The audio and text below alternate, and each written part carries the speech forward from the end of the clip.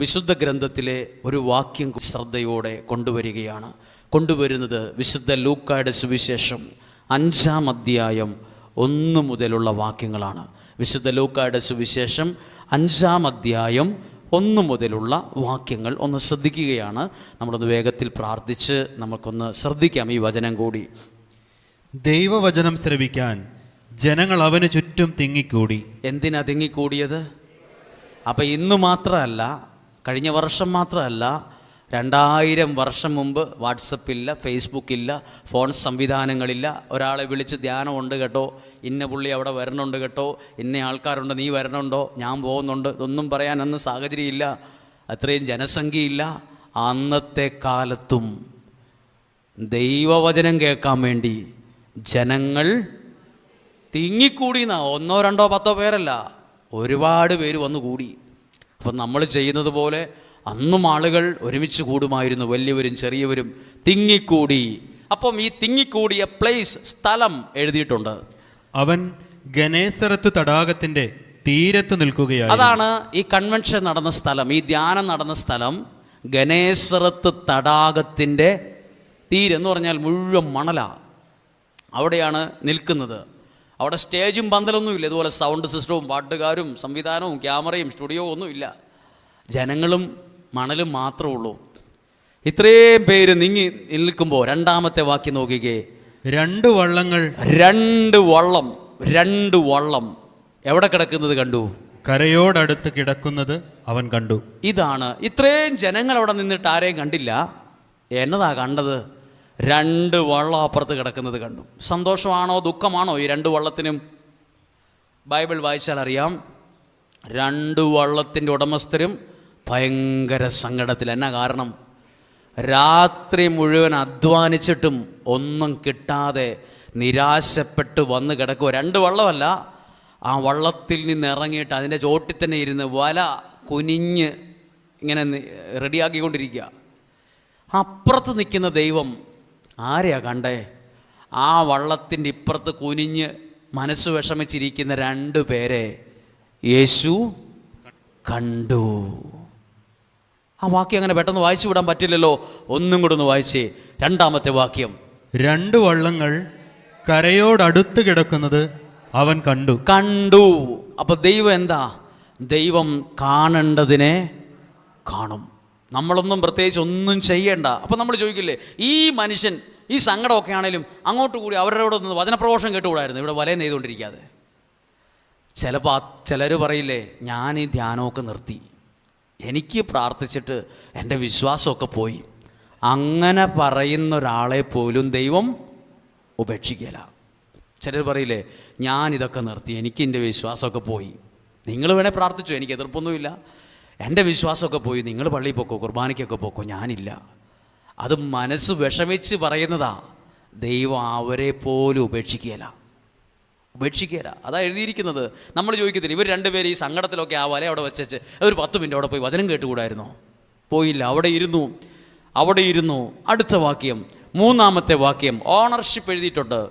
ശിമയോൻ്റേതായിരുന്നു വള്ളങ്ങളിൽ ഒന്ന്. 2 വള്ളമുണ്ട്. ഒരു വള്ളം ആരുടെയാണ്? ശിമയോൻ്റേതാണ്. അടുത്ത വാക്യം ശ്രദ്ധിച്ചോ. യേശു അതിൽ കയറി. അങ്ങനെ ആ വാക്ക് 3 വാക്കുള്ളൂ. യേശു അതിനകത്തോട്ട് കയറി. ഇനി നിങ്ങൾ കാണണം, ഇതാണ് നമ്മുടെ ജീവിതത്തിൽ നമുക്ക് വേണ്ടത്. നമ്മൾ ഒച്ചയുണ്ടാക്കി, ബഹളം ഉണ്ടാക്കി, 4 പാട്ട് പാടി, ഒരു കൈ അടിച്ചു, അത് കഴിഞ്ഞ് നമ്മൾ വീട്ടിലേക്ക് കാറെടുത്ത് വീട്ടിൽ പോയി ഭക്ഷണം കഴിച്ചു, പോരാ. യേശു ഇങ്ങനെ നടന്ന് നമ്മുടെ ജീവിതത്തിലോട്ടിങ്ങനെ കയറി വരണം. അതൊന്നും വിശ്വസിച്ചാൽ നടക്കും.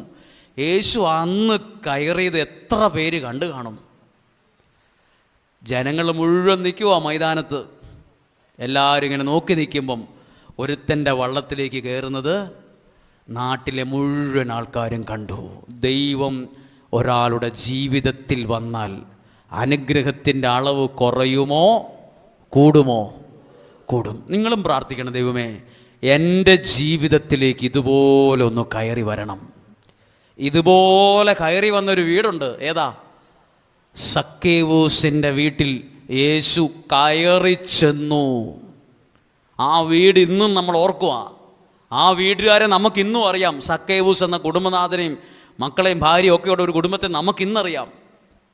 എന്തുകൊണ്ട് ആ കുടുംബത്തെ ഇന്ന് ഓർക്കാൻ കാരണം? ദൈവം അതിൽ കയറി ചെന്നത് കൊണ്ടാണ്. ദൈവത്തിൻ്റെ അനുഗ്രഹം ജീവിതത്തിൽ കയറി വരും. കയറി ചെന്നു. അടുത്ത വാക്യം, യേശു അതിൽ കയറി. യേശു അതിൽ കയറി, ആ വള്ളത്തിൽ കയറി. കരയിൽ നിന്ന് അല്പമകലേക്ക് വെള്ളം നീക്കാൻ അവനോട് യേശു ആവശ്യപ്പെട്ടു. ഒരു 1/2 കിലോമീറ്റർ മുന്നോട്ട് നീക്കാനല്ല, അല്പം, എടാ കുറച്ചൊന്ന് അങ്ങോട്ട് നീക്കിക്കേ, ഈ വെള്ളം അങ്ങോട്ട് നീക്കിക്കേ. ഇനി ഞാനാണ് പത്രോസെങ്കിൽ ഞാൻ പറയും വള്ളം നീക്കത്തില്ല. കാരണം ഉദാഹരണം കേട്ടോ, നമ്മുടെ ഈ സാഹചര്യത്തിൽ ഇതല്ല. കടലിൽ മീൻ പിടിക്കാൻ പോകുന്നവർ അരമണിക്കൂർ മുമ്പ് അങ്ങോട്ട് പോയിട്ട് ഇങ്ങോട്ട് വരുന്നതല്ല. നാളെ മീനുമായിട്ട് വരുന്നവർ തലേ ദിവസം ഫ്ലാസ്കിനകത്ത് കട്ടൻ കാപ്പിയും അനത്തി ചോറും വെച്ച് ഗ്യാസ് കുറ്റിയുമായി ഭക്ഷണവുമായിട്ട് ഇന്നലെ രാത്രി 7 മണിക്ക് വള്ളവും തള്ളി പോയതാണ്. അവരുടെ വീട്ടിലെ വീട്ടുകാരെ വിളിച്ചു ചോദിച്ചു വരും, ചേട്ടൻ എന്തിയേ? ചേട്ടൻ 7 മണിയായപ്പം പോയി. എപ്പോൾ വരും? 9 മണിയാകുമ്പോൾ വരുമോ? ഇല്ല, നാളെ ഒരു 10 മണിയാകുമ്പോഴത്തേക്ക് വരുവുള്ളൂ. നമ്മളെല്ലാം സുഖമായി കിടന്നുറങ്ങുമ്പോഴും ഉൾക്കടലിൽ പോയി വലയും പെട്രോമാക്സും കത്തിച്ചു പിടിച്ച് ഈ വള്ളത്തിനകത്ത് വലയെറിഞ്ഞ് മീൻ പിടിക്കും. അങ്ങനെ രാത്രി മുഴുവൻ ഒരുപോലെ കണ്ണടയ്ക്കാതെ പോയിട്ട് വന്ന് കിടക്കുന്നതാണ്. ആര് വന്നാലും ഇനി വണ്ടി സ്റ്റാർട്ടാക്കത്തില്ല എന്ന് ഞാൻ പറയുള്ളൂ. പത്രോശ്രീയുടെ ഒരു നല്ല മനസ്സ്. മടുത്താ വന്നേലും ഒന്നും തിരിച്ചു പറഞ്ഞില്ല. പറഞ്ഞോ, ഞാൻ ഇന്നലെ രാത്രി മുഴുവൻ പോയിട്ട് ഒരുപോലെ കണ്ണടച്ചിട്ടില്ല സുഹൃത്തെ. എങ്ങോട്ട് പോകാൻ? അത് അപ്പുറത്ത് പോയി കഴിഞ്ഞാൽ അവിടെ വേറെ വള്ളം ഉണ്ടാവും, അവിടെ ടൂറിസ്റ്റുകാരുടെ വള്ളം ഉണ്ട്, എങ്ങോട്ടെങ്കിലും പോണേ അതിന് പോക്കോ, ഇതിന് പോകാൻ പറ്റത്തില്ല. ഇന്നലെ വന്നേച്ച് മടുത്തിരിക്കുക. ഇവിടെ കാലും കൈയും കടഞ്ഞിട്ട് വയ്യ, ഉറക്കം വന്നിട്ട് വയ്യ, ഒരു ഭക്ഷണം കഴിച്ചിട്ടില്ല, ഒന്നും പറഞ്ഞില്ല. പുള്ളി വെൽക്കം ചെയ്തു. ഓക്കെ, അന്നേരം കയറി ആ പണി അവിടെ നിർത്തിയിട്ട് യേശുവിനെ ആ വള്ളത്തിലേക്ക് സ്വീകരിച്ചു. 2 കുഞ്ഞു കാര്യം അതിന് നടന്നിട്ടുണ്ട്. യേശു വരുമ്പോൾ നിങ്ങളും പ്രാർത്ഥിക്കേണ്ട, ദൈവം എൻ്റെ ജീവിതത്തിലേക്ക് വരണം. ഞാൻ മടുത്തായിരിക്കുന്നത്, നഷ്ടവും കടവും പ്രശ്നവും രോഗവും എല്ലാം എനിക്ക് പ്രശ്നമാണ്. എൻ്റെ ജീവിതത്തിലേക്ക് വരണമേ. അല്പം നീക്കാൻ ആവശ്യപ്പെട്ടു. എന്നിട്ട് അടുത്തത്, അതിലിരുന്ന് അവൻ ജനങ്ങളെ പഠിപ്പിച്ചു. അടുത്ത വാക്യം, 4-ാമത്തെ വാക്യം, സംസാരിച്ചു കഴിഞ്ഞപ്പോൾ അവൻ ശിമയോനോട് പറഞ്ഞു, ആഴത്തിലേക്ക് നീക്കി മീൻ പിടിക്കാൻ വലയിറക്കുക. അപ്പോൾ ശിമയോൻ പത്രോസ് പറയും, ആഴത്തിലേക്ക് നീക്കാൻ കർത്താവേ നിനക്ക് എക്സ്പീരിയൻസ് കുറവാണ്, ഇവിടെ മീൻ കിട്ടത്തില്ല, ഇത് കടൽ തീരമാണ്, മീൻ പിടിക്കണമെങ്കിൽ ഇത്ര കിലോമീറ്റർ അപ്പുറത്തേക്ക് പോയിട്ട് വേണം ആഴത്തിലേക്ക് നീക്കി വലയിടാൻ. അറിവില്ലായ്മ കൊണ്ട് പറഞ്ഞതായിരിക്കും. ഞാനാണ് ശിമയോൻ പത്രോസിൻ്റെ സ്ഥാനത്തേക്ക് ഞാൻ യേശുവോട് പറയും, ഇവിടെ മീനില്ല. നിങ്ങൾ കണ്ടിട്ടില്ലേ, കടലിൽ പോകുമ്പോൾ മീൻ പിടിക്കാൻ പോകുന്നത് ഇച്ചിരി മാറി അവിടെയല്ല, പിന്നെ എവിടെയാ? നമ്മളിങ്ങനെ അങ്ങ് പോകുമ്പം അങ്ങ് പോവുക, ഒരുപാട് ദൂരത്ത് പോയിട്ടാണ് മീൻ പിടിക്കണത്. അല്ലാണ്ട് കരയിൽ നിന്ന് ആ വല എറിയുന്നതൊന്നും നമ്മൾ കണ്ടിട്ടില്ല. മീൻ പിടിക്കുന്ന ആൾക്കാരോട് ചോദിക്കാം, പിന്നെന്താ ശിമയോൻ പത്രോസ് പറഞ്ഞില്ല ഇവിടെ മീനൊന്നുമില്ല, അങ്ങുള്ളിലേ മീനുള്ളൂ. അങ്ങുള്ളിലെ ആ മീൻ ഉള്ളേലും ദൈവത്തിൻ്റെ വാക്കിൽ നീ അധ്വാനിച്ചാൽ അവിടെ കിട്ടാത്തത് ഇവിടെ കിട്ടും. അവിടെ കിട്ടാത്ത, നമ്മൾ അധ്വാനിച്ച് നമ്മുടെ ബുദ്ധി കൊണ്ട് പണിയെടുത്തിട്ട് അവിടെ ഒന്നും കിട്ടാത്തത് നിന്റെ കൺമുമ്പിൽ കൊണ്ടുവരാനൊക്കെ ദൈവത്തിന് സാധിക്കും. അതാ എഴുതിയിരിക്കുന്നത്. യേശു പറഞ്ഞു, ആഴത്തിലേക്ക് നീക്കി മീൻ പിടിക്കാൻ വലയിറക്കുക. ശിമയോൻ പത്രോസ് പറഞ്ഞില്ല ഇവിടെ മീനൊന്നുമില്ല, ഇവിടെ എന്നാ വല ഇറക്കാനാ, ഇന്നലെ മുഴുവൻ അധ്വാനിച്ചിട്ടൊന്നും കിട്ടിയിട്ടില്ല. പുള്ളി അവസ്ഥ പറയുന്നുണ്ട്. 5-ാമത്തെ വാക്യം, ശിമയോൻ പറഞ്ഞു, ഗുരു രാത്രി മുഴുവൻ അധ്വാനിച്ചിട്ട്, രാത്രി മുഴുവൻ ഒരുപോലെ കണ്ണടച്ചിട്ടില്ല, രാത്രി മുഴുവൻ, ഇന്നലെ പോയതാ, അല്പം കട്ടൻ കാപ്പിയായിട്ട് ഇന്നലെ പോയതാണ്, ഒന്നും കിട്ടിയിട്ട് രാത്രി മുഴുവൻ അധ്വാനിച്ചിട്ടും ഞങ്ങൾക്കൊന്നും കിട്ടിയിട്ടില്ല. അപ്പൊ മനസ്സ് മുഴുവൻ എന്താ? ഇത് സന്തോഷത്തിന്റെ വാക്കാണോ വിഷമത്തിന്റെ വാക്കാണോ നിരാശയുടെ വാക്കാണോ? ആരെങ്കിലും മനസ്സിൽ നിരാശയുണ്ടോ? ഡൗൺ ആണോ? ചിലർ പറയും ഞാൻ ഒത്തിരി ഡെസ്പായി പോയി കേട്ടോ, ഡൗൺ ആണ്, എനിക്കൊന്നും പറ്റുന്നില്ല, എനിക്ക് ചിരിക്കാൻ പറ്റുന്നില്ല, സന്തോഷിക്കാൻ പറ്റുന്നില്ല. എവിടെയെങ്കിലും നിരാശയിലാണോ നിങ്ങളുള്ളത്? സാരയില്ല, അടുത്ത വാക്യം നോക്കിക്കോ. ശിമയോൻ പത്രോസും നിരാശയിലാണേലും അടുത്ത വാക്യം ഒന്ന് വായിക്കുകയാണ്. എങ്കിലും ആ വാക്ക് നിസ്സാരമായ വാക്കല്ല, ഒരു ജീവിതത്തിനോളം ആഴമുള്ള വാക്കാണ്. എന്ത്? എങ്കിലും എനിക്ക് പ്രശ്നമുണ്ട്, പ്രതിസന്ധിയുണ്ട്, രാത്രി മുഴുവൻ അധ്വാനിച്ചിട്ട് ഒന്നും കിട്ടിയിട്ടില്ല, എങ്കിലും അടുത്ത വാക്യം, നീ പറഞ്ഞതനുസരിച്ച് ഞാൻ വലയിറക്കാം. അവിടെ ഏത് വാക്കിനാ വില കൊടുത്തത്? ശ്രദ്ധിച്ചോ, പത്രോസ്ലീഹ പറയാണ്, നിന്റെ വാക്ക് ഞാൻ ഈ വള്ളത്തിൽ ഇരുന്നോണ്ട് അനുസരിക്കും. Hallelujah, hallelujah. ദൈവത്തിന്റെ വാക്കനുസരിക്കുന്നവരുടെ ജീവിതം ഓരോ ദിവസവും അനുഗ്രഹിക്കപ്പെട്ടുകൊണ്ടിരിക്കും. ഹല്ലേലൂയ. ഒരു കരം ഉയർത്തി തുറന്ന് പറഞ്ഞേ ഹല്ലേലൂയ, ഹല്ലേലൂയ, ഹല്ലേലൂയ. ശിമയോൻ പത്രോസ് ഒരു വലിയ ഒരു കാര്യം പറഞ്ഞു, എൻ്റെ ബുദ്ധിയിൽ നിന്ന് നോക്കിയിട്ടൊന്നും കിട്ടിയിട്ടില്ല. ഇതാണ് ശിമയോൻ പത്രോസിന്റെ വിജയ രഹസ്യം. നിന്റെ വാക്ക് ഞാൻ അനുസരിച്ച് വലയിറക്കും. 6-ാമത്തെ വാക്യം, വല ഇറക്കിയപ്പോൾ വളരെയേറെ മത്സ്യങ്ങൾ അവർക്ക് കിട്ടി. അഡ്ജക്റ്റീവാണ്. കുറച്ച് മത്സ്യങ്ങളെ കിട്ടി, വറക്കാനും ഒരു കറി വെക്കാനുള്ളത് കിട്ടിയെന്നല്ല, വളരെയേറെ മത്സ്യങ്ങളെ കിട്ടി. അങ്ങ് അപ്പുറത്ത് കിലോമീറ്റർ അപ്പുറത്ത് പോയി രാത്രി മുഴുവൻ അധ്വാനിച്ചിട്ട് കിട്ടാത്തത് ഇപ്പൊ എവിടെ കിട്ടി? കരയോട് അടുത്ത സ്ഥലത്ത് വെച്ച് കിട്ടി. അത് ദൈവത്തിന്റെ പ്രവൃത്തിയാണ്. കടലിൽ, ആഴക്കടലിൽ കിട്ടാത്തത് കരയിൽ കിട്ടി. അടുത്ത വാക്യം, അവരുടെ വല കീറി തുടങ്ങി. അവിടെ ശ്രദ്ധിക്കണം, അതൊരു അപകടമല്ലേ? ഇത്രയും മീൻ കിട്ടി, പക്ഷെ എന്ത് സംഭവിച്ചു? ആ വലയിൽ എന്ത് സംഭവിച്ചു? കീറിയാൽ എന്ത് സംഭവിക്കും? അകത്ത് കിടക്കുന്ന മീൻ ഏതിലേലും പുറത്തു പോകാനാണ് നോക്കിക്കൊണ്ടിരിക്കുന്നത്. ഒരു ചെറിയ ഗ്യാപ്പ് ഉണ്ടായാൽ തന്നെ പിടയ്ക്കുന്ന മീൻ ചാടിപ്പോവും. പക്ഷെ ഒന്നും പുറത്തു പോയോന്ന് നോക്കിയാൽ 10-50 മീൻ പോയി, കുറച്ച് മീൻ കിട്ടിയെന്നാണോ എഴുതി നോക്കിക്കേ. അതിനകത്തൊരു കാര്യം ശ്രദ്ധിക്കണം കേട്ടോ, വല കീറി തുടങ്ങിയാലും ഒരെണ്ണം പുറത്തു പോയില്ല. അവിടെ ഒരു കുഞ്ഞു കാര്യം മനസ്സിൽ പറഞ്ഞ് പതിപ്പിച്ചോ, ദൈവം തന്നതാണെങ്കിൽ ഒരെണ്ണം നഷ്ടപ്പെട്ടു പോകില്ല. ആമേൻ, ഹല്ലേലൂയ. ഇത് ശ്രദ്ധിച്ചു, ഇത് മീൻ്റെ കാര്യമല്ല, എല്ലാ കാര്യമാണ്. ദൈവം തന്ന ശുശ്രൂഷയാണ്. ചില കീറലൊക്കെ വരും. ദൈവം എനിക്കെന്ന കുടുംബജീവിതമാണ്. ഇന്നിച്ചിരി വിഷമവും വാക്ക് തർക്കവും പിണക്കവും ഒക്കെ ഉണ്ട്. ചില കീറലൊക്കെ വരും. പക്ഷേ ദൈവം തന്ന കുടുംബമാണോ? നഷ്ടപ്പെടുകയില്ല. ദൈവം തന്ന മക്കളാ. ഇപ്പോൾ ആകെ ഒരു ഉഴപ്പുണ്ട്, സ്വഭാവത്തിൽ എന്തൊക്കെയോ മാറ്റമുണ്ട്, ഇച്ചിരി കീറിയതുപോലൊക്കെ തോന്നും. നഷ്ടപ്പെട്ടു പോവില്ല. ദൈവമാണോ നിനക്ക് തന്നത്? ദൈവത്തിൻ്റെ വാക്കിൽ വലയിറക്കിയപ്പോഴാണോ വന്ന് കയറിയത്? ഒന്നും നഷ്ടമാകില്ല. ആമേൻ. ഇനി ഏതെങ്കിലും നിങ്ങൾ ആഗ്രഹിച്ച് ഇറുക്കി പിടിച്ചിട്ട് നഷ്ടമായോ? അത് ദൈവം നിനക്ക് തന്നതല്ല. ഞാൻ ഒത്തിരി സ്നേഹിച്ചിരുന്നു ആളെ, എനിക്ക് നഷ്ടപ്പെട്ടു പോയി. ആഗ്രഹിച്ചിരുന്നു ജീവിതത്തിലുണ്ടായിരുന്നെങ്കിൽ എന്ന്, കിട്ടിയില്ല. നിനക്കുള്ളതല്ലാത്തോണ്ടാ നിനക്കത് കിട്ടാഞ്ഞേ. നിനക്കുള്ളതാണെങ്കിൽ കറങ്ങി നിൻ്റെ വരും, നഷ്ടപ്പെടുകയില്ല. ദൈവം തന്നത് നഷ്ടമാകില്ല.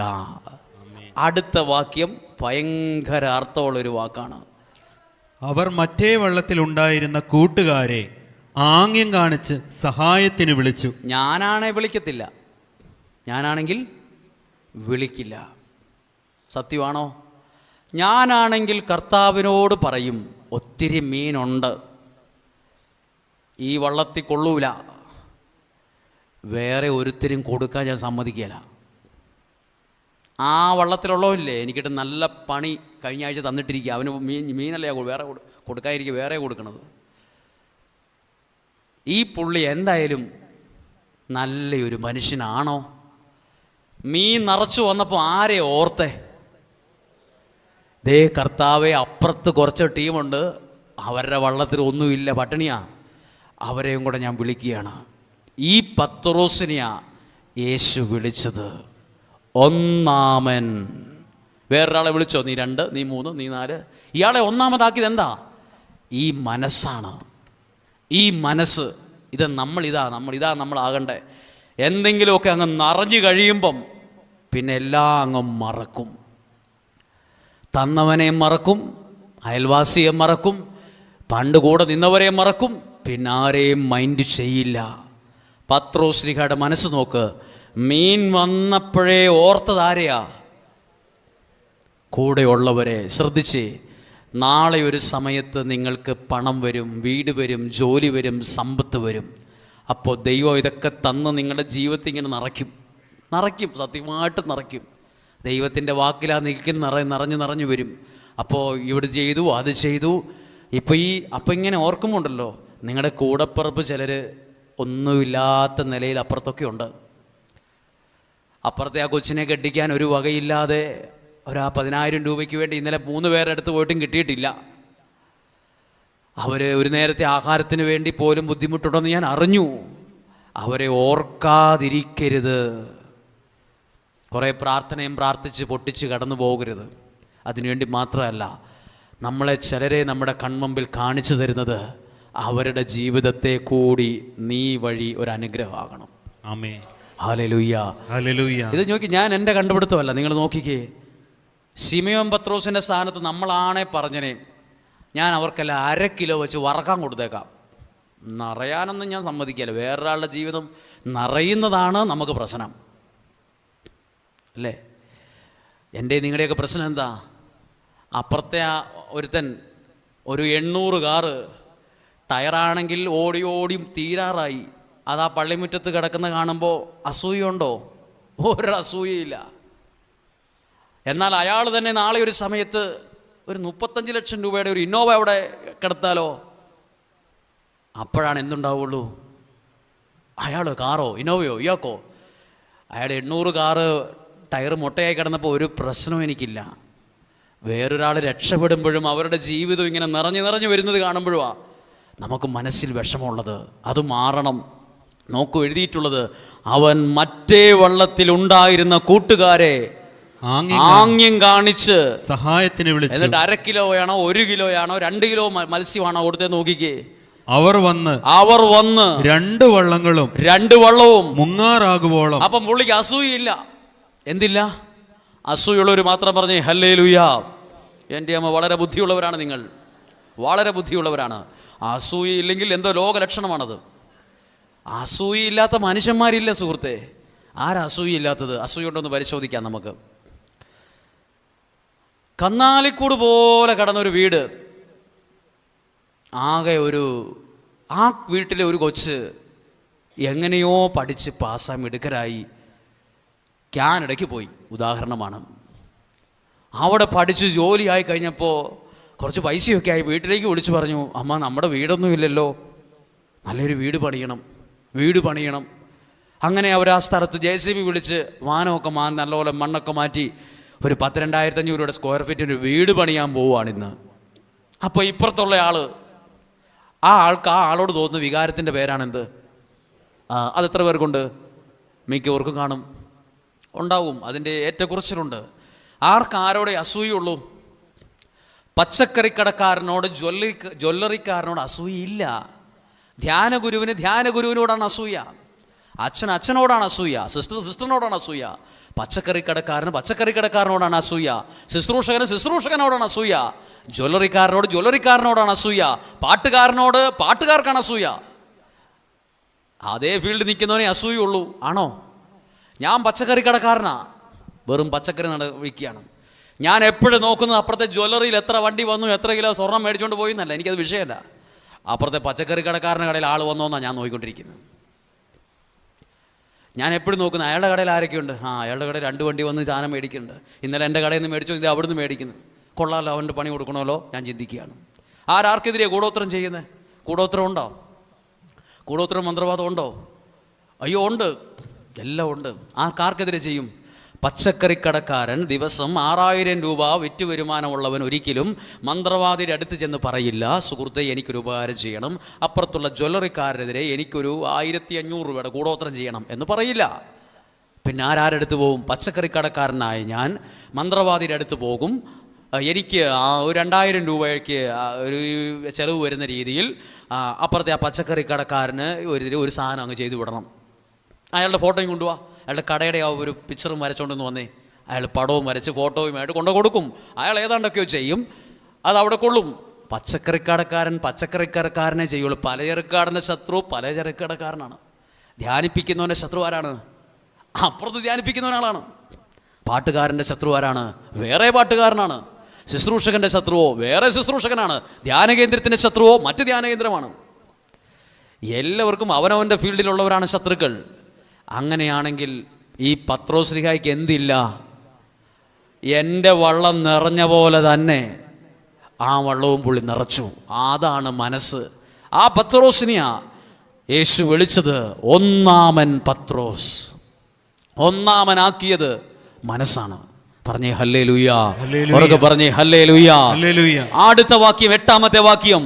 ശിമയോൻ പത്രോസ് ഇത് കണ്ടപ്പോൾ ഏത് കണ്ടപ്പോൾ? അയ്യോ പറയരുത്. ഇത് കണ്ടപ്പോൾ എന്ന് പറഞ്ഞാൽ എന്തായിരിക്കും പുള്ളി കണ്ടത്?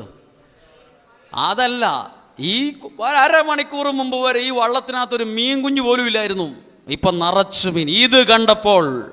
ഇത് കണ്ടപ്പോൾ ഇന്നലെ വരെ ഇല്ലാതിരുന്ന സാഹചര്യം വള്ളത്തിൽ നിന്ന് പിടയ്ക്കുന്ന മീനായി നിറഞ്ഞു കിടക്കുന്നത് കണ്ടപ്പോൾ, ഇതൊക്കെ നിങ്ങൾ കാണും കേട്ടോ. ഇത് കണ്ടപ്പോൾ എൻ്റെ കഴിവാ, ഞാൻ വലയെറിഞ്ഞതിൻ്റെയാ നല്ല പറഞ്ഞത്. ഇത് കണ്ടപ്പോൾ പത്രോസ്ലീഹ എന്നാ പറഞ്ഞത്? യേശുവിൻ്റെ കാൽക്കൽ വീണ്, കർത്താവേ എന്നിൽ നിന്ന് അകന്നു പോകണമേ, ഞാൻ പാപിയാണ് എന്ന് പറഞ്ഞു. ശ്രദ്ധിച്ചോ, ഞാനാണ് ഈ സ്ഥാനത്ത് നിൽക്കുന്നെങ്കിൽ ഇത്രയും മീൻ കാണുമ്പോൾ ഞാൻ മാർക്കറ്റിലേക്കായിരിക്കും ഓടുന്നത്. ഞാനിപ്പോൾ ചിന്തിക്കും, ഇത് കൊണ്ടുപോയി മാർക്കറ്റ് വിറ്റിട്ട് വേണം ആ ചിട്ടിക്കുള്ള പൈസ അടയ്ക്കണം, ആ ഒരു പൈസ ഇങ്ങോട്ട് കൊടുക്കാനുള്ളത് കൊടുക്കണം, പിന്നെ വെപ്രാള 10 കാശ് വരുമ്പോഴാണ് എന്തുണ്ടാകുന്നത്? പത്രോസ്ലീഹ മുണ്ടും കയറ്റി കുത്തി മാർക്കറ്റിലേക്ക് ഓടി എന്നാണോ എഴുതിയിരിക്കുന്നത്? നോക്കിക്കേ, ശിമയോൻ പത്രോസ് മീൻ കണ്ടപ്പോൾ, വള്ളം നിറച്ചു മീൻ കണ്ടപ്പോൾ, മാർക്കറ്റിന് എന്നാ ഉണ്ട് വില, എന്നാ അതിന് ലേലത്തിന് വെക്കണം, മാർക്കറ്റിലേക്കല്ല ഓടിയത്, തന്നവന്റെ കാലേൽ കമിഴ്ന്നു വീണു. ദൈവം നിങ്ങളെ അനുഗ്രഹിക്കുമ്പോൾ, പണം ജീവിതത്തിൽ വരുമ്പോൾ പണത്തിന്റെ ഒപ്പം ഉരുളരുത്. അത് നൽകിയ ദൈവത്തെ മറക്കരുത്. പണം വരുമ്പോൾ ദൈവത്തെ മറന്ന അനേകരുണ്ട്. പറഞ്ഞേ ഹല്ലേലൂയ. നിങ്ങൾ ശ്രദ്ധിക്കൂ, നമ്മൾ നാളെ നിങ്ങളുടെ മക്കളോട് പറയണം കേട്ടോ, ഇത് വായിച്ചിട്ട് 10 കാശും ചില സൗന്ദര്യവും ഏതെങ്കിലും ഒരു രാജ്യത്ത് PR-ഉം അവിടെ 1-2 വീടും ഇഷ്ടംപോലെ വണ്ടിയും ഇവിടെ സ്ഥലം അവിടെയും വീടൊക്കെ വരുമ്പം പലരും ദൈവത്തെ മഷിയിട്ട് നോക്കിയാൽ പോലും ഒരാളെ പള്ളി കാണിയല്ല, മാഷിയിട്ട് നോക്കിയാൽ പോലും ഒരാളെ കാണിയല്ല. പത്രോസ്ലീഹയുടെ ഒരു മാതൃകയാണ്. ദൈവത്തിൻ്റെ കാലേൽ കമിഴ്ന്നു വീണു, തന്നവനെ മറക്കാത്തൊരു പത്രോസ്. ഹല്ലേലൂയ. ഇത് നിങ്ങളുടെ ജീവിതത്തിലും ഇത് വലിയൊരു അനുഗ്രഹമായി മാറും. തന്നവനെ മറക്കരുത്. എൻ്റെ കൊച്ചിന് നല്ല മാർക്ക് കിട്ടി, ദൈവമാ തന്നത്. ആണോ അല്ലയോ? +2 കഴിഞ്ഞ കുറച്ച് വർഷങ്ങൾക്ക് മുമ്പ് അധ്യാപകൻ്റെയും ഭാര്യയും ഭർത്താവും അധ്യാപകരാണ്. ഭയങ്കര അഭിമാനമായിരുന്നു അവർക്ക്. കൊച്ചിന് അവിടെ ഫസ്റ്റ്, ആ പ്രസംഗ മത്സരത്തിൽ ഫസ്റ്റ്, ഒരു വലിയ അലമാരിക്കകത്ത് നിറച്ച് സ്കൂളിൽ നിന്ന് കിട്ടിയ സമ്മാനങ്ങളും എല്ലാം വലിയ ട്രോഫികളൊക്കെ വച്ചിരിക്കുക. എല്ലാവരും പറയുന്നു കൊച്ച് ഡോക്ടറാകും, കൊച്ച് എഞ്ചിനീയർ ആകും. ഭയങ്കര സ്വപ്നങ്ങളായിരുന്നു. +2 പരീക്ഷയ്ക്ക് ഒരുങ്ങുന്നതിന് കുറച്ച് ദിവസം മുമ്പ് ഈ കൊച്ച് സൈക്കോളജിക്കലി ഡൗൺ ആയിപ്പോയി എന്ന് പറഞ്ഞാൽ ഓഫായിപ്പോയി ആൾ എന്ന് പറഞ്ഞാൽ കൊച്ച് മുറി ഇന്ന് പുറത്തിറങ്ങിയല്ല. അവസാനം പിടിച്ചു വലിച്ച് മുറിയുടെ പുറത്ത് ഒരു കൈ തുറക്കുകയല്ല, കൈ ഇങ്ങനെ അമർത്തി ഇങ്ങനെ പിടിച്ചിരിക്കും, കൈ തുറക്കുകയല്ല, ഒന്നും മിണ്ടിയല്ല. ടെൻഷൻ കയറിയിട്ട് കൊച്ച് ഓഫായിപ്പോയി. ആ വർഷം പരീക്ഷ എഴുതിയില്ല. പിന്നെ പല കൗൺസിലിങ്ങിന് കൊണ്ടുപോയി മരുന്ന് കഴിക്കേണ്ടി വന്നു. അപ്പോഴാണ് കുറച്ച് നോർമലായി വന്നുകൊണ്ടിരിക്കുന്നേ ഉള്ളൂ. ഡോക്ടറാകുമെന്ന് പറഞ്ഞ കൊച്ചായിപ്പം. പ്രിയപ്പെട്ടവരെ, വിജയം തരുന്ന ദൈവമാണ്. നമ്മളെന്തേലും കണ്ടിട്ട് വിജയിക്കുമെന്ന് പറയാൻ വരട്ടെ. ദൈവം ഒരു നല്ല വീട് വരുമ്പം ദൈവമാണ് എനിക്ക് തന്നത്. എനിക്ക് നല്ല ശുശ്രൂഷ തന്നു, എൻ്റെ ഗമ കൊണ്ടല്ല, ദൈവം എനിക്ക് തന്നത്. നല്ല കാറനി ദൈവമാണ് എനിക്ക് തന്നത്. 10 മിനിറ്റ് ഒരാളെ കിട്ടിയാൽ അത് പറയണം കേട്ടോ. 10 മിനിറ്റ് ഒരാളോട് മിണ്ടിയാൽ അതിനകത്ത് ഒരു വാക്കേലും പറയണം, ദൈവം തന്നതായത്, ദൈവം എനിക്ക് തന്നത്. ദൈവം തന്ന കുടുംബമാ, ദൈവം തന്ന മക്കളാ, ദൈവം തന്ന ജീവിതമാ, ദൈവം തന്ന ശുശ്രൂഷയാ, ദൈവം തന്ന അംഗീകാരമാ, ദൈവമാ എല്ലാം തരുന്നത്. എല്ലാ മഹത്വവും ദൈവത്തിന് കൊടുക്കണം. ഒരുമിച്ച് പ്രാർത്ഥിക്കണം. ഹല്ലേലൂയ. ചേർന്ന് പറഞ്ഞേ ഹല്ലേലൂയ, ഹല്ലേലൂയ.